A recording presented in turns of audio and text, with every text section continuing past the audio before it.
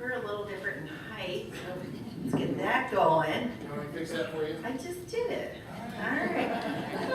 How do we get Are this you thing in front of going? the people? I'm sorry. Isn't it fun to have spouses and you're like, oh, they're not even going to be nice. So my name's Deanna Stanton, as you know. My professional experience started about 19 years ago. I worked for 12 years in a women's only inpatient drug and alcohol facility. I found out very quickly that about 90% of the women we worked with had trauma issues, and that I was drawn to working with people with trauma issues. Other people hear trauma and go, oh, blah. And I'm like, all right, let's go for it. So we built and added to that program that was already great and added a trauma component to it. I then went into the crisis field for 5 years. That was working with people who were suicidal, homicidal, psychotic, and determining whether or not their safety and other people's safety was at risk and whether or not they needed to be sent to the hospital against their will or with their agreement.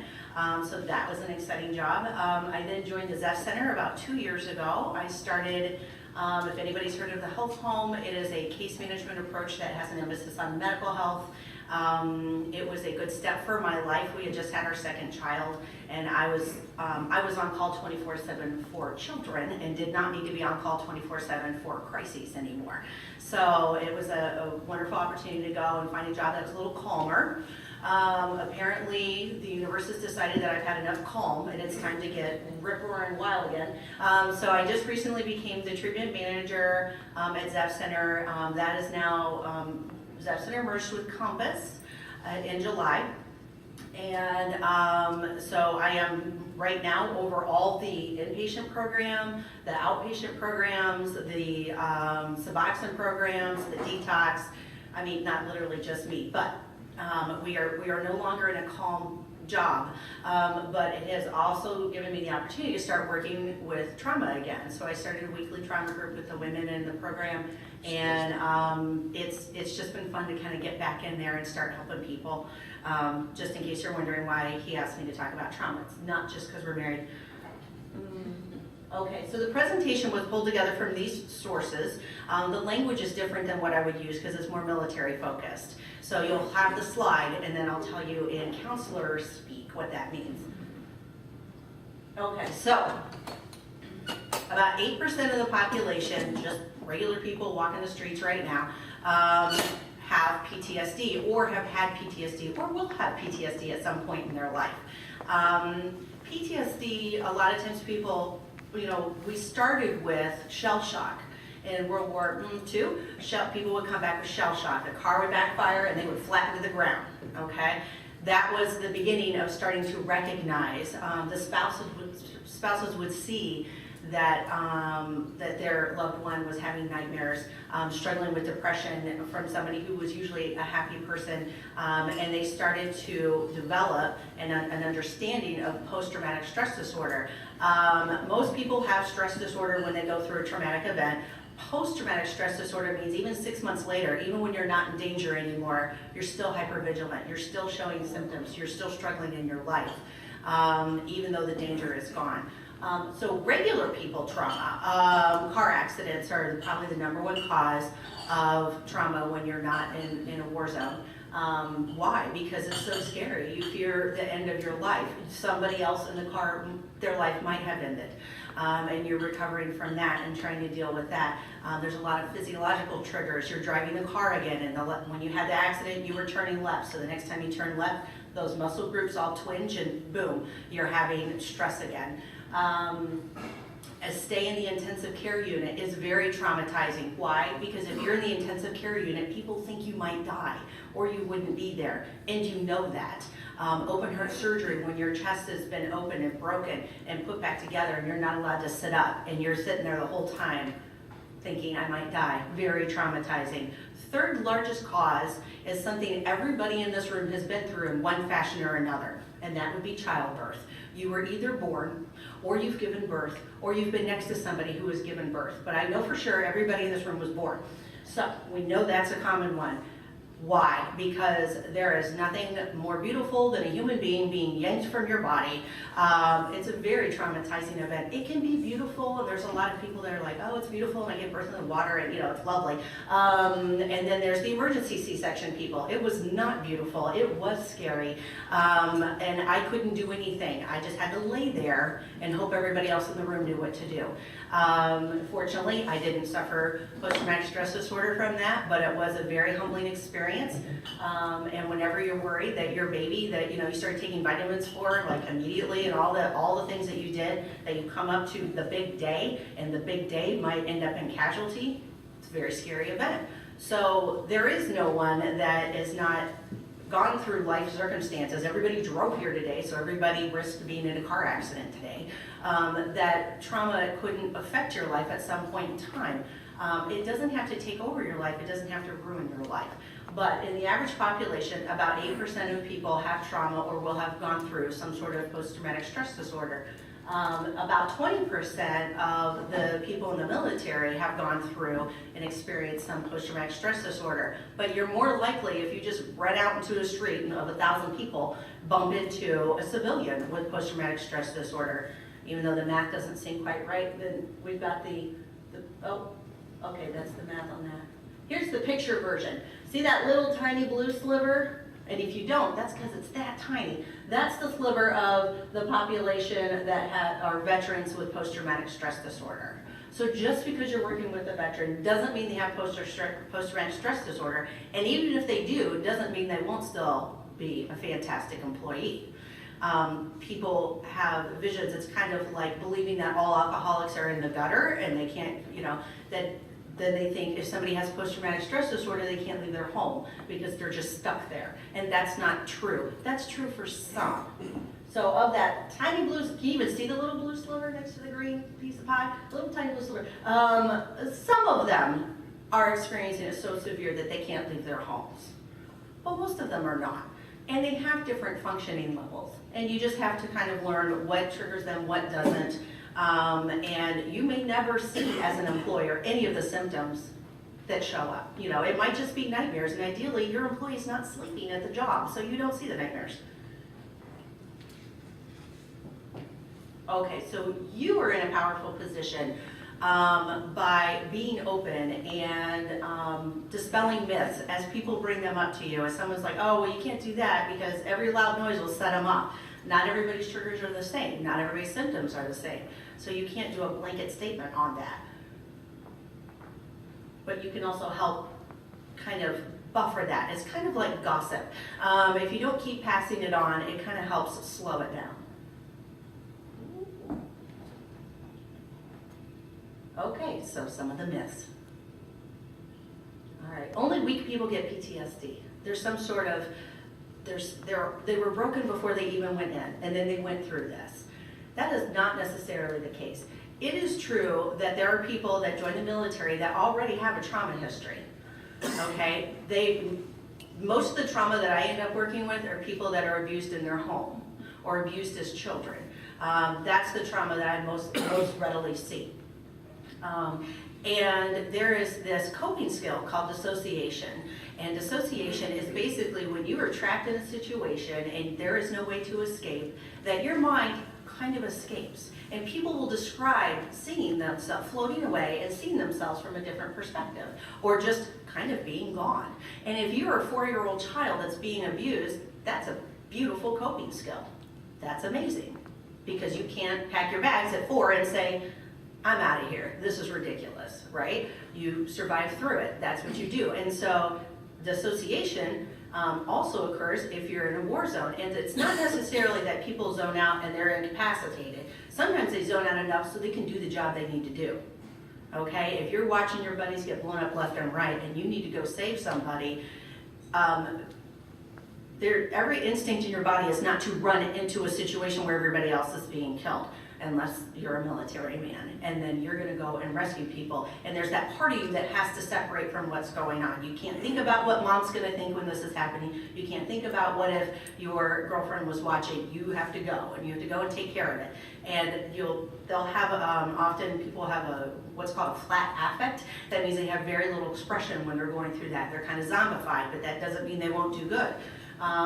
If you've been in a car accident, you know how that weird sense of time slows down and it starts to like drag out, and you have all these thoughts at once, and sometimes it helps you make the next right move, or your body just does the next right move. That's a little bit of that. You're separating a little bit so that your brainstem can do the next right thing.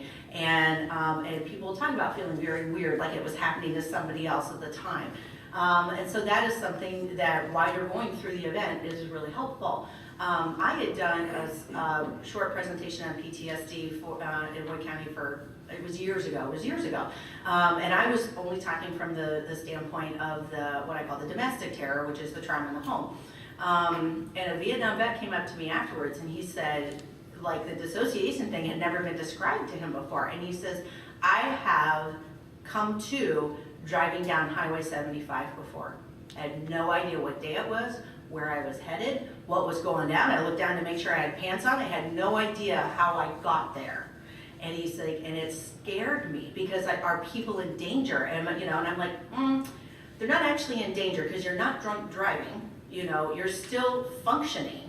You just are having those memory lapses. And yes, that can be scary. And yes, you might want to get some help with that and look into that a little bit more. But that's kind of the after effects of having dissociation be a coping skill. And sometimes it pops up when you don't need it anymore. The hypervigilance that you'll see in people that have been through military warfare is you don't really necessarily need it anymore, but your body still and your brain still kind of kicks into that when they think there's a stressful situation going on. Ooh. So sometimes it's not the weak people that get the PTSD, it's the really brave people that ran out there and saved everybody else. They might have gone through more because they're willing to do more. They might have been more likely to develop PTSD because they had some of it from their childhood, but that doesn't mean that they aren't still going to do a fantastic job. If you grow up in a really pretty little home in a really pretty little town and everything's really nice and you've never heard of sexual assault or violence or something like that, and then you go into the military, that could really turn you upside down. Where if you've kind of grown up and seen some of the ugliness, you're not as shocked when you go overseas and you're heading into a war zone.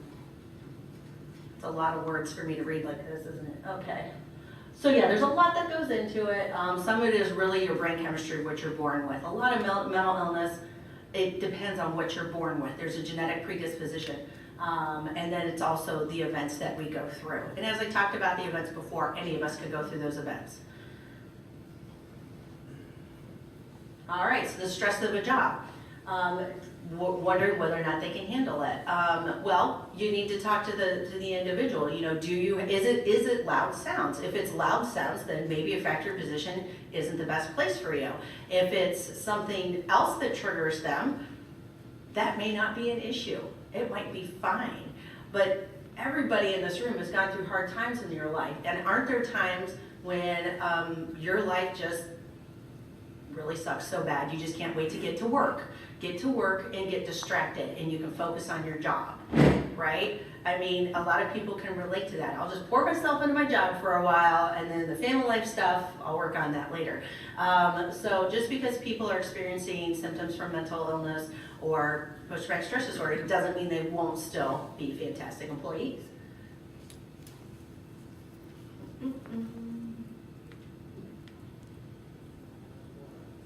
All right.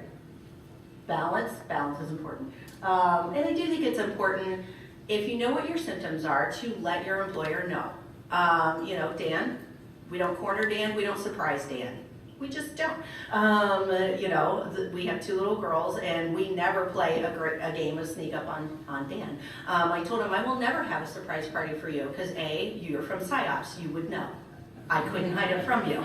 And B, surprises are not fun for you. They're just not fun. However, I've never felt safer in my life than having that man as my husband.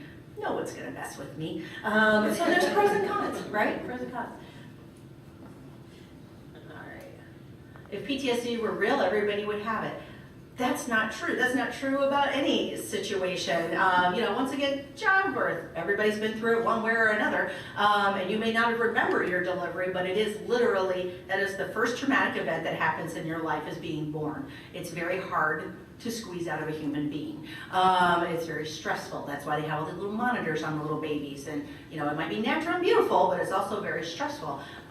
There's actually, I was reading something about C-section babies, because their delivery is so easy peasy compared to the regular way, that they don't go through that stressful event. It kind of like, that's their brain's programming on how to deal with stress. That's their first experience of it. And I was like, both of my babies were C-section.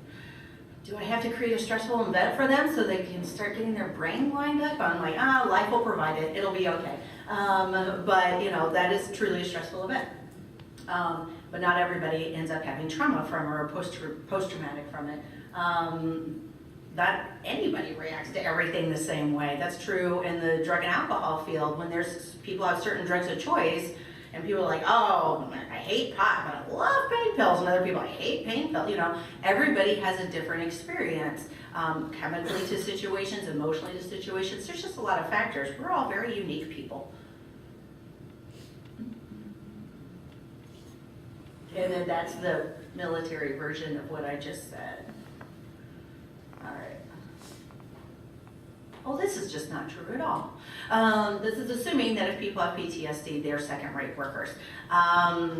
That's not true whether it's from the military or not. Whether or not someone's a second-rate worker has to do with their work ethic, right? The military teaches a lot of work ethic. Those different things that Dan was talking about, those characteristics go into work ethic. And I've known a lot of people that had none until they went into the military, and it really helped straighten them out and focus them. So, even though Dan says, he can tell his boss when he's having a bad day or whatever, his boss also knows that she can send him probably 30% more to do things than other people, and he'll get them done. He gets them done quick because he can multitask, which is not typical for men. Don't be offended, it's a hormone thing. But he's learned, you learn when you're in a job that your life depends on it, you learn and you keep that skill. And that's the other thing, sometimes when you're stressing out about work, I'm like, this is not a life or death mission. That's how he approaches everything. He's got fantastic work ethic.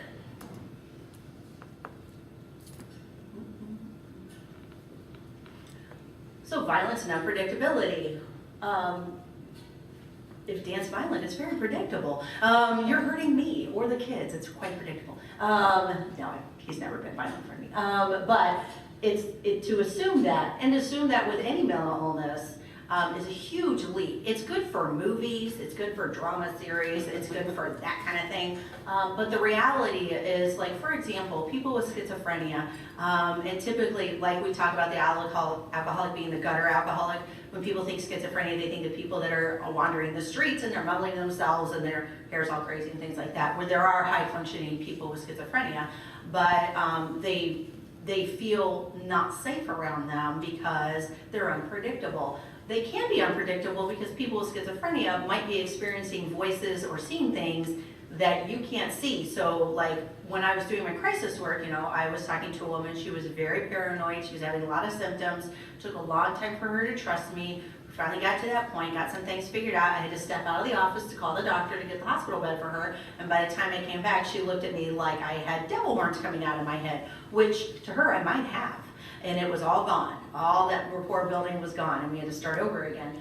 You don't necessarily know what someone's experiencing. However, people with schizophrenia, much more likely to hurt themselves than anybody else. The average person on the street is more likely to hurt you than somebody with schizophrenia. It goes actually in the opposite direction, but the reputation's different because it's the unknown, and it's unpredictable, and so it's just scary. Okay, once they have it, they'll always have it. Not necessarily true. There might be some lingering symptoms, but the intensity of the symptoms and how people approach them, PTSD can heal over time.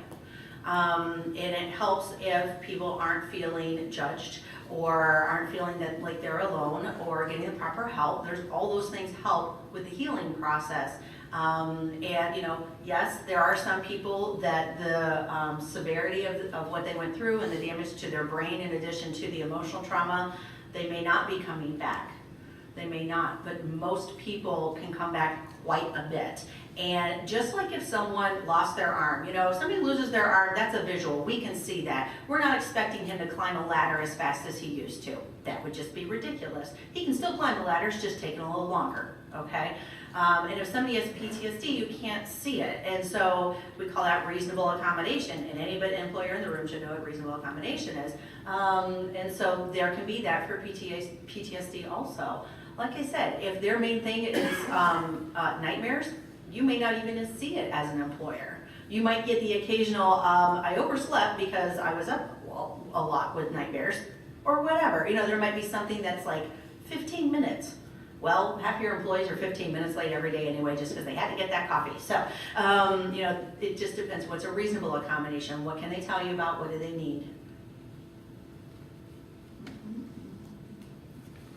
And just like post-traumatic stress disorder, the likelihood that everybody in this room will experience some sort of mental illness for a period of time in their life is relatively high. If you go through a divorce, if you lose a loved one, anything like that can push anybody into depression or anxiety for a period of time. Kids growing up, the eating disorders are off the charts, or at least to me, they're off the charts because they're very scary and dangerous. There may be a chemical imbalance. A lot of obsessive compulsive disorder is a chemical imbalance. Yes, there's some counseling, but a lot of it is finding the right medication. And then they could be fine. It could be fine. And so to think of people with PTSD or mental illness as those people, they're really not. They're all of us. And if you haven't experienced it in your life, congratulations. It might be in your path, it might not be in your path, but it's really about being open and sympathetic and empathetic to someone and sensitive to them. One thing I can recommend, it'll come up. So how do you speak to people? Because they have a mental illness, you do not need to speak slower or louder. Don't need to do that, okay? You can say to them, if you're having a candid conversation, what can I do to help you? Is there anything you need in particular, to kind of help things out? Now, if they go, well, I need your office, okay, that's too much. But, if they need something more comfortable, whatever, reasonable accommodation. Treat people with dignity. Shouldn't even have to be in the slide. Just do that. Respect the rights of people. They have a right to privacy. They have a right to, you may need to know as their employer that they have symptoms so that you can accommodate them, but it is your responsibility to not gossip about it or to not share that with their coworkers unless it's something that the employee knows that you're going to be talking about, and it has to do with the accommodation. Would you want somebody talking about your divorce? Probably not.